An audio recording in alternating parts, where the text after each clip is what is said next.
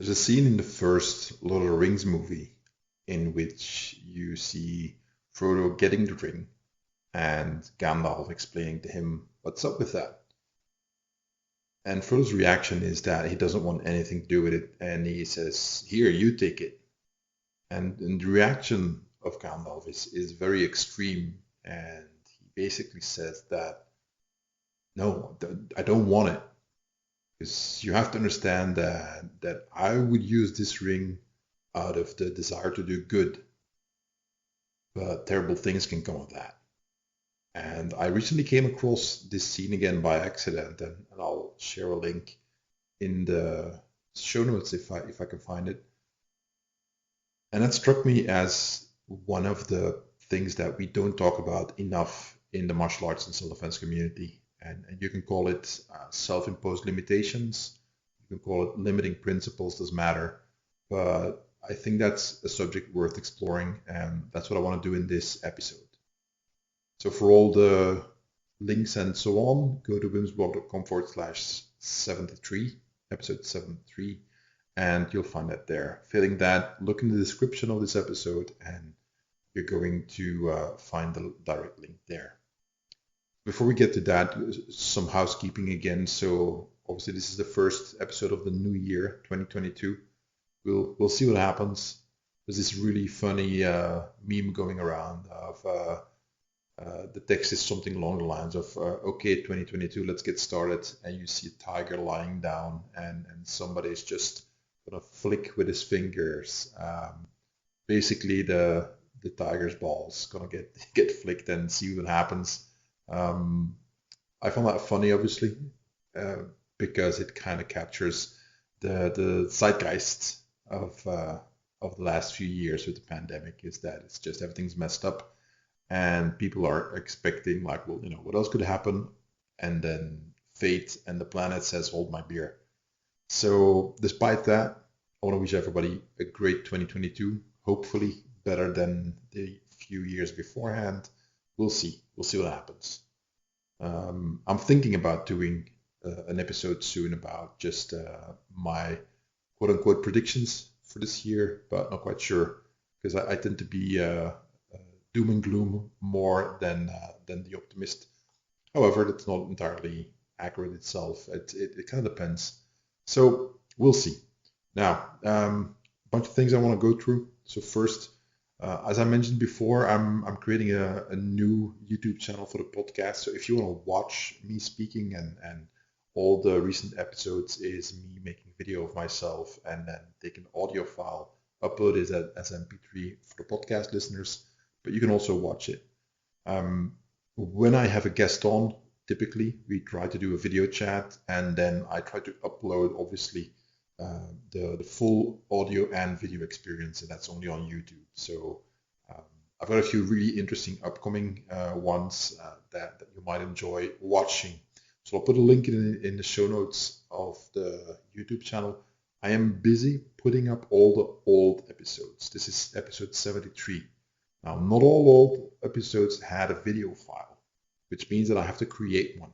So that's dozens and dozens of video files that I have to create. It's a lot of work.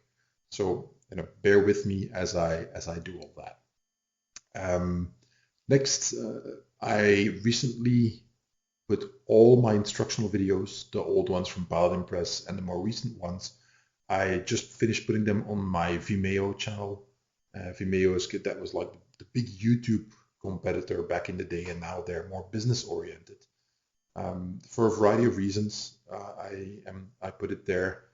All my stuff is still on my old Pivot Share channel, but I am very frustrated with Pivot Share, the way they're operating, and I'm not going to get into all the details, but it's been really difficult to work with them.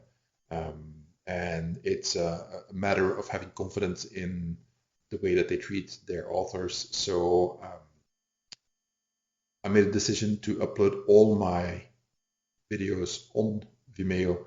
I'll put a link in the show notes where if you want to buy my stuff, that's going to be there. And all the new stuff that is going to come out video-wise is going to be there as well.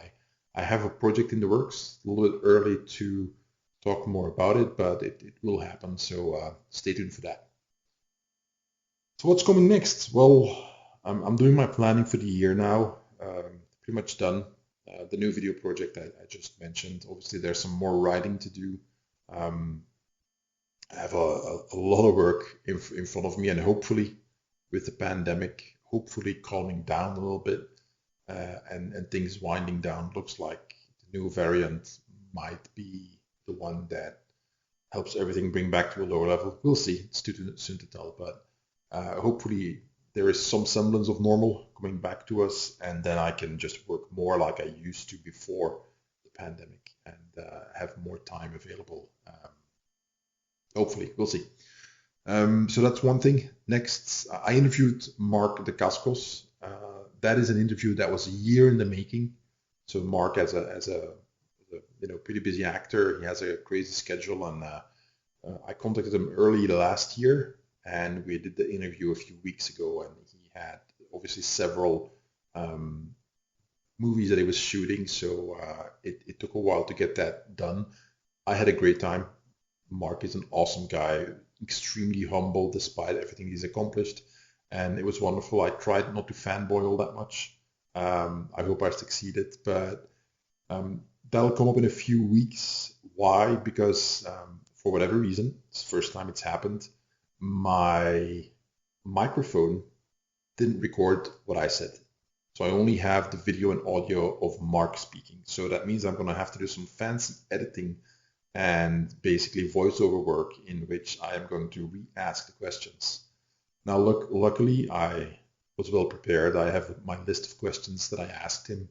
So it's going to turn out okay, but that's quite a bit of work to make that a comfortable listening or viewing experience for you guys. So that's still a few weeks out. In the meantime, next week, the interview with Hockheim will happen. So I don't have video for that because the internet connection wasn't great with Hock. We had to restart a few times, and we switched to audio only. So that was great. Hock, obviously, as you know, is one of the guys who's been doing combatives and self-defense and martial arts in a very practical way for a long time. Had a really interesting chat with him. So that's coming up soon. And then the week after that, as I mentioned before, I will start with my You're Not Aries episodes. So that's basically my Facebook group. It's called You Are Not Aries, Aries Go to War. And I talk to folks there. And what I like to do is sometimes there's discussions that come up and so on. Just basically use stuff that comes up there and to discuss it in a podcast episode that is relatively short. So I'm trying to keep it under half an hour. Preferably 15 minutes, half an hour tops, preferably less. Why? Because I want to do more for the podcast. I want 2021 to be a year in which the podcast grows. And that means making more content, but I'm already stretched pretty thin content creation wise. I have so much projects running so that I don't want to make it something that takes a tremendous amount of work. So that's why I want to keep it short. Second reason is a lot of you guys really enjoy the long form content. Typically my interviews go an hour and a half, 2 hours or more, and the regular podcast episodes as well. But there are folks who prefer shorter things. Well, that's going to be shorter. If you only have a short commute to work, or you only listen to my podcast when you are making dinner and that takes you 15 minutes, you're a better man than I am, or a better chef at the very least. But in that regard, you might enjoy those. So that will be just my take on some of the topics that are discussed in my Facebook group. Again, link will be in the show notes. And it's just going to be some off the cuff, me giving my opinion. Typically in the Facebook group, I'm not that active. I am more the moderator, and it was more a place where people can discuss things. We have a rule set, a very strict rule set that allows for adult conversation as opposed to typical shouting and yelling you have on the internet. And so far it's been great. So instead of me injecting my opinion all the time in discussions, I'm the moderator. And what I will do in the podcast episodes, You Are Not Aries, I will give a little bit of my thoughts on that. So that's the goal. Right. Okay, that was it. So moving on to the main segment of this episode. So refusing the ring. You don't want to have the ring. You don't want to have the power. Why would that be important? Well, there's an old saying, the road to hell is paved with good intentions. And I think it's true. But what does that mean? Well, it means that self-imposed limitations aren't necessarily bad. They can actually be a good thing. And I'll talk about how this manifests in various ways, including in self-defense and martial arts. So I'm going to talk about that now. Here's the thing. We all think we're the hero in the story of our life. We think we're the protagonist, the most important character in the move that is our life, and that makes sense. But that doesn't mean that we're the hero. We might actually be an antagonist, the villain, the bad guy in somebody else's life. That may be hard to fathom for some of you listening, but it's actually true. If you look at everybody who was eventually, in your life, who treated you poorly, who was an asshole acting that way towards you, they were the villain in your life. But you can bet a fair amount of money on that and be sure to win that bet that they didn't see themselves as a bad guy. That they saw you as the bad guy. For whatever mental gymnastics were necessary to get to that conclusion, you can imagine that they made it. So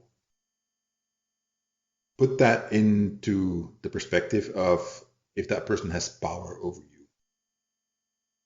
Would they abuse that power? There's a good chance they would. Now, not acknowledging that you might do the same thing, that you might also misuse power or would be able to, given certain circumstances. And whether it's on purpose or not, doesn't matter. But not acknowledging that possibility, that's pride. And that saying, pride goes before the fall, I think it's very relevant. If you think that doesn't apply to you, that is somehow thinking that where everybody else went wrong, you won't, because you're special. Well, that's beyond pride. That's narcissism. It's the kind of reasoning that leads people to say things like, well, you need to break a few eggs to make an omelet, and that by default never means themselves. It always means other people. Why? Well, like I said, because they're special and they're needed for whatever cause it is that they're putting forward or trying to advance. And history is filled with examples of people doing just that. That they're victimizing and even murdering other people for whatever greater cause or whatever thing that they feel they are absolutely entitled to do. Or for something they believe is right, and they think that the people who disagree with them, they're clearly, obviously wrong, so they don't get a say in what happens to them because of it. When you have no limiting principles, when you have no self-imposed limitations, this is the road to hell that you might end up on, with the best of intentions sometimes, but that's where you might end up going in your life. That sounds a little bit abstract and a little bit extreme. Okay, so how does this manifest in our personal lives, in particular when it comes to self-defense related issues? In a variety of ways. So I have to caveat this first. We all fail at trying to avoid this. Nobody's perfect. We're all only human. But it's worth trying to do these things, even if we're going to occasionally fall and not live up to our own expectations in that regard. So let's go over with the first self-imposed limitation I think is absolutely critical, and that is you have to accept that you're not always right. You will not always be right, because if you think that you're always right, you have a God complex. You think you are infallible. You make no mistakes. That is narcissism to the highest degree. I think we can assume that you're not always right. You're not perfect. And self-doubt is actually healthy sometimes. Not to the extreme degrees that some people have it, but providing it's not crippling, checking your own assumptions and positions and so on is actually a good thing, because it makes you look for nuance. And there's almost always nuance in almost anything, which means that if you have a black or white position, then eventually you are most likely going to be wrong about some of the positions you have. Because very rarely are things black or white in real life. Now, there's a good example of that, something I learned from a friend of mine, Barry Eisler, and he has this kind of built-in safety check that he explained to me many years ago and that I tried to apply to myself. And that is that when he notices somebody doing something or saying something that is either, offensive or kind of a dick move or something along those lines, instead of staying at the level where it's like, wow, that was just a really dick move from that guy, he switches around and goes, okay, do I do something like that myself? So do I have something similar that I might do to other people or say and so on? Well, that is by definition what I'm talking about, is that you know that you're not always right, you're not perfect, you make mistakes, and that when you are confronted with a mistake, one of the self-imposed limitations that you put on yourself is that you do a check on yourself. Before condemning somebody else, I'm going to get back to why this matters in a minute. Before you condemn somebody else for their actions, then you look at your own and to see if you're not doing the same thing, maybe a little bit different, maybe in a slightly different manner, or in a more nuanced way or whatever. But if the end goal is the same, you have some serious questioning of yourself to do. So that would be one. Now, another aspect is that you have to understand that we're all pretty much conflicted and fundamentally flawed human beings. We're not robots. We're not artificial intelligence. We're not a computer. We're human beings. We have the flaws we have are a feature, not a bug. Let's call it that way. And one of the biggest is the logical fallacies. There are long lists of logical fallacies that you can look up. There are too many to mention, but for instance, straw man is a logical fallacy in which that somebody has a certain position, a certain opinion, and then you attack their position by twisting it around into something that it is not, and then take that down. So you're taking on a straw man. You're not taking on the real man. So misrepresenting somebody's opinion and then basically striking him down and slaughtering that argument, which wasn't the argument they made to begin with. This is so common. And very often, in my experience, this happens because people aren't listening. Why? Because they are stuck in, well, I'm right and he's wrong. Like I just mentioned, if you think you're always right, by definition, whatever anybody says to you is wrong. They're wrong. Again, that's narcissism and a God complex. So that is impressive if you can convince yourself of that. And logical fallacies are a part of that. Now, here's the thing about them. We all use them, all of us, without exception. The only thing you can do is be on the lookout for it. So, for instance, I just recently did the Devil's Advocate podcast with Randy King, and the setup is simple. There's a topic. In this case, it was, is boxing for self-defense useful, or can it work? Obviously, given my book, I took the position yes, and Randy took the position no, it isn't. And then we debate. Now, the debate is not about what we actually think it is our personal opinions on this topic. The debate is trying to argue for and against something. And the guests on Randy's show get to choose their position, and he, by default, will take the opposite position, even if he doesn't agree with what he's going to have to say. Now, I mentioned that in his bonus episode that we did, and I said that I don't know how it is in the rest of the world, but in many cases in universities, when you go to law school, you have to have debates, or you have to do mock trials and so on. And you have to be able to argue both sides. So you have to be prepared for the pro and the con, the accuser and the defense. You have to be able to argue both.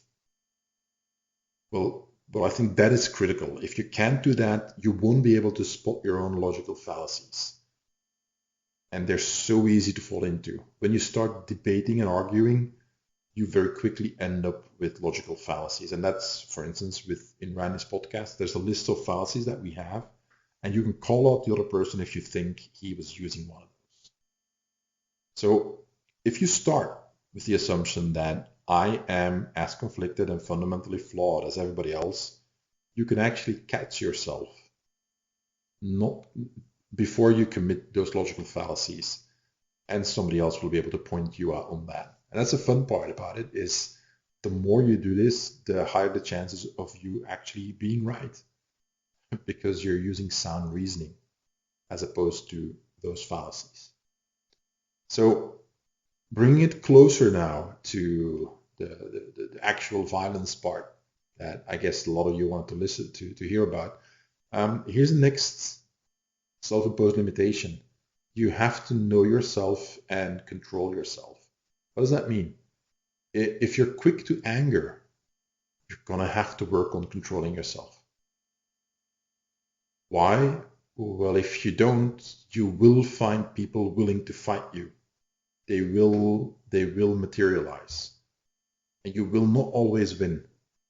I know that may sound very strange to some of you. Well, I'm a big, bad, strong guy, and I can beat up everybody I fight, and blah, blah, blah. You can feel free to believe all that. Eventually, you'll figure out that, oh, that wasn't the case, and that can be a very painful lesson. Whereas if you understand that and you work on controlling your anger, you might be able to avoid that happening to you. At the same time, you're going to be far less in violent situations, or in situations that potentially escalate into violence, if you are not constantly blowing up, and letting your anger control your life. Is that easy? No, it isn't. I speak of experience, because that's what I've been doing for the last 30 plus years, is getting a handle on my temper. And it's come to the point where most people, like I've said many times before, they don't believe me when I say I have one. Yeah, because I work really hard at not showing it and keeping it under control. I don't want to go to jail. So that's one side of it. The other side is, if you know that you're quick to anger, that you have quite a temper, well, another self-imposed limitation is that you try to avoid situations that anger you, at the very least, until you kind of have a handle on yourself, or can control yourself a little better. Don't put yourself in spots where you know you're going to get pissed off, and you know you're going to fly off the handle, and that potentially will have violence as a result. And again, you don't win every battle you fight. Nobody does. So eventually that's going to end poorly for you. So next one, and that's be principled instead of tribal. And this applies on a large scale, but also on a personal one. What does that mean? If something is right, it's right regardless of who does it. And the same thing goes if it's wrong. If you believe something is wrong, it doesn't matter who does it.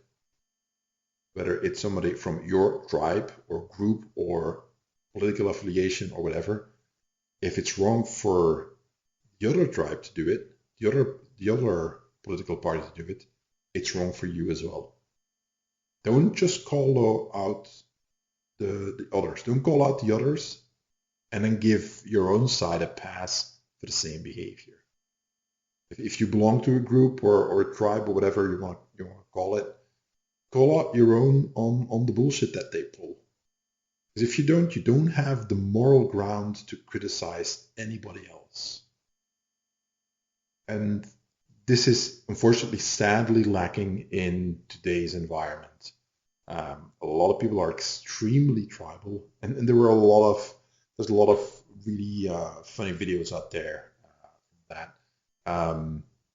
There's a great one where it's basically, this was from a few years ago when President Trump just came into office or had been in office a year or maybe a little bit longer. I don't remember, but this journalist or social media guy, I don't remember, it's been too long, interviewed people on the street, and he read like, okay, this is from Barack Obama, or I forget which president it was, but it wasn't Trump. And he read a statement, and he asked people, do you agree with that? And they said yes. And then the guy said, well, actually, it's not President Obama that said that, that was President Trump. Do you still agree with it? And then it was like, yeah, maybe. And then there was a lot of backpedaling very quickly by many of them. That's what I mean with, you're not principled, you're tribal. If it's right because of what you think it is, then it's right regardless of who said it. Now, you may disagree about everything else, what that person says doesn't matter, but it would be akin to having the person in politics or in your life whom you hate the most, when they say 1 + 1 is 2, and you disagree with them on that. And if anybody else says that, you'll agree, but the person you dislike so much, you're like, no, I can't even give him that.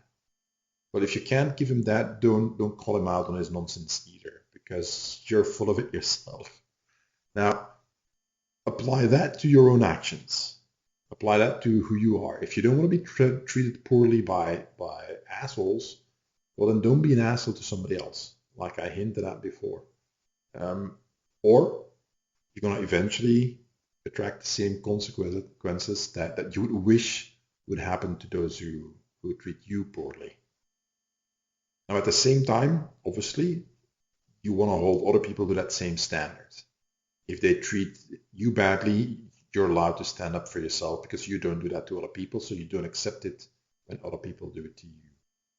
So this has to do not only with self-confidence, but just self-respect and so on, which are essential elements of what you can call the mindset, which is like a psychological toolkit that you develop to be able to defend yourself in a variety of situations and make good life decisions that avoid you ending up in situations in which you will face violence by attackers, abusers, and what have you.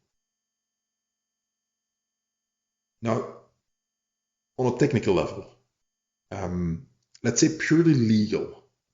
So if you look at the law, self-defense law in most countries, there are built-in limitations. Now, I'm not giving you legal advice. I'm not a lawyer at all. But let's look at a few ones that are pretty much consistent. I wouldn't say in all jurisdictions around the world, but in many.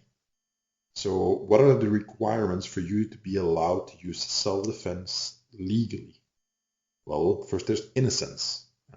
If you don't start a fight, you don't start the confrontation. It gets more complicated, as all the other four that I'm going to mention are also eventually more complicated in real life, but the principles aren't.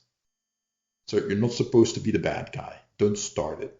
Don't punch somebody in the face and then say, oh, self-defense, when he hits you back and then you shoot him. That doesn't make any sense. Imminence is the next one. So it needs to be happening right now. If somebody says, basically, you better watch out next time I see you, that doesn't mean that you can grab your knife and stab him. You're not allowed to do that. That's not imminence. Especially if he says that as he's walking away. It's getting away from you. No, it needs to be happening right now. Proportionality, which means that, let's say, if you are a big, strong heavyweight and you're facing this 12-year-old who's maybe 60, 70 pounds, he's unarmed, doesn't have a weapon, and he throws, a punch at you that just bounces off your chest, you hardly feel it. Well, you can't grab him, toss him to the floor, stomp him 15 times and so on until he's crippled. That's not proportional. That's difficult. This one in and of itself is difficult. That means that you have to have a lot of limitations and different grades of responses built into what you do to stay proportionate with the attack. And it's going to change every single time. And then there's avoidance. Obviously, if you can get away in many jurisdictions, you have to try to get away. Not everywhere, but in many it is. And the final point when it comes to built-in limitations of self-defense is reasonableness. What does that mean? Well, it needs to be reasonable. It is my understanding that this comes more from a very old principle, pater familias, which is the term that was used, if I'm not mistaken, back in Roman days, which is the head of the family, the father of the family. And in more modern days, it became more translated like the reasonable man. What would a reasonable person do? Is it reasonable when somebody steps on your toe that you elbow him in the face, grab him by the neck and knee him in the face 10 times, and then you drop him to the floor and then break his knee? Is that reasonable? Well, no, for most people it isn't. For the average person, the average citizen, that wouldn't be normal. In some very, very specific subgroups of society, this might be reasonable. In the vast majority of them, it is not. And when you are face to face with the law when it comes to self-defense, that's most likely what they're going to judge you by, the reasonable person's standard. Now, I often get a response when I say this kind of stuff, the legal stuff, and people say, well, oh no, Wim, I'd rather be judged by 12 than carried by 6. And my response to that is that, okay, fine, but how about you can avoid both? Wouldn't that be great? Wouldn't you both want to survive whatever violence comes your way and stay out of jail? Isn't the purpose of self-defense to defend your life? Meaning all of it, not the mere act of being able to breathe and have a heartbeat, but also to live a life. So if you don't study the limitations your legal system puts upon yourself, basically what you're saying again is like, no, I'm not Gandalf. I can put on the ring and I will do it for good and I will make no mistakes. I can have all the power I want. There's no limitations because I'm always right. Which is, again, that's nonsense. Now, how does this manifest purely in techniques? For instance, well, do you practice overkill? What do I mean? Do you routinely train in your martial arts self-defense training just to do combinations with no pause, no reset, just keep on throwing 5, 10, whatever amount you want, but just this barrage of punches, kicks, techniques, or what have you, just one after the other in a sequence with no pause at all, with no system to even take into account what you're actually doing to that person, what the damage might be, what the reaction might be. Does the punch land or does it not land? If it lands, what happens? Do you even take that into account? Why? Well, what if you throw one too many? I can cite you numerous cases in which one punch, the only punch that was thrown, was a one too many because somebody died. Does it happen every single time? No, of course not. It's not the point. The point is that it's more than possible. There are plenty of cases of just somebody hitting somebody else once, and either the punch did the damage or the fact that the person fell down unconscious. When you fall unconscious, you don't catch yourself. The person fell down, cracked his skull, and died. What if you would have stopped before that final fatal punch? Is that worth training? And we'll get back to the nuances of this. Another factor, do you take into account your own size and strength? This especially applies to guys like me, heavyweights, because especially if there's disparity between you and your attacker or aggressor or the person who's escalating things, if you are much bigger and stronger than them, the law will look at you differently. Now, that doesn't mean these people cannot pose a danger. It's not what I'm saying. Obviously, let's say that that person is armed and you don't know it, but you throw a light punch because you don't want to overdo it, and they are able to take that punch because you're holding back, and then they pull a knife or something else on you, and then you're in a lethal force encounter. Obviously, that is a possibility. That's not what I'm talking about. What I'm talking about is that if you are big and strong, do you take it into account how that will manifest against somebody who is not as big and strong as you are, so that you don't end up defaulting to what would be excessive force and what will be viewed as excessive force in a court of law, should you end up there because of not necessarily killing somebody, but just the fact that nowadays so many things are recorded. There's CCTV footage everywhere, cameras are everywhere, people pull out their cell phones in an instant, and it's safe to assume that you're being recorded when you're engaged in some sort of self-defense scenario or a violent encounter. Assume that you're recorded, because very likely you are. Well, afterwards, what the judge and the jury will see is you, a big strong guy, beating up a much smaller person. That may not be what happened, that may not be your opinion, but that's what they're going to interpret it as. So, do you take into account your own size and strength? How you interpret this, what you do with that, that's your decision to make. But is it a factor you should take into consideration when you train? I for sure think so, yeah. Something else. Does your style or your system that you practice teach perspective and restraint? Or is there none at all? For instance, in the Kung Tao that I learned from Bob Orlando, the first form that I learned starts with making this gesture here, in which you bring the tips of your index finger and your thumbs together, and it creates this kind of triangle shape. And you kind of look through it, and that represents the mountain, and that represents perspective. That you look at things from a distance, and also from a distance things look differently than up close.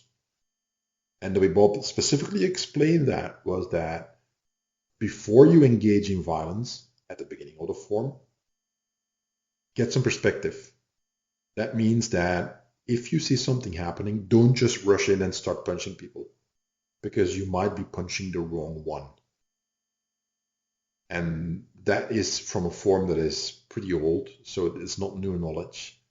But it's a good lesson to have, is that before you start doing your techniques, get some perspective first. Am I doing good here by intervening? Because you don't necessarily have all the facts. Maybe you see the end of the fight, but not the beginning. So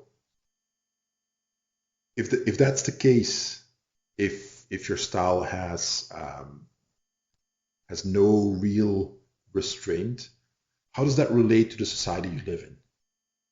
Or if you don't train restraint, if you just go for killer commando techniques all the time, okay, so how can you pull that off where you live? Do you live in a really rough undercurrent of society where extreme violence is the norm, or do you live in a middle-class suburban environment, or even upper class? If you live in those, that extreme violence is unlikely to be tolerated or be without repercussions. So limiting yourself in your training to have perspective and restraint, that can actually save you from lengthy jail sentences or worse. So another one, is it your first reaction, regardless of the situation, to go for a weapon? Or do you have a self-imposed use of force continuum? Now, the use of force continuum, again, you can look that up, but that is typically what in law enforcement is taught. Something along those lines. I know the nomenclature's changed, and I know that there's different it's not taught the way it was before, but I like to use a force continuum as an ID because for the average civilian like us, it's easy to understand. What does that mean is that you have this continuum that starts with basically your presence, nonverbal stuff, and then verbal stuff, and so on, and it gradually escalates into using more and more force all the way up to lethal force. So there's a continuum that you have to adjust to. Basically, it means that you have more options than just one. What does that mean? For instance, well, let's say that you train with weapons and you carry a weapon. Doesn't matter if it's a firearm or it's a knife or something else. Okay, when you use that weapon, you have a limiting principle.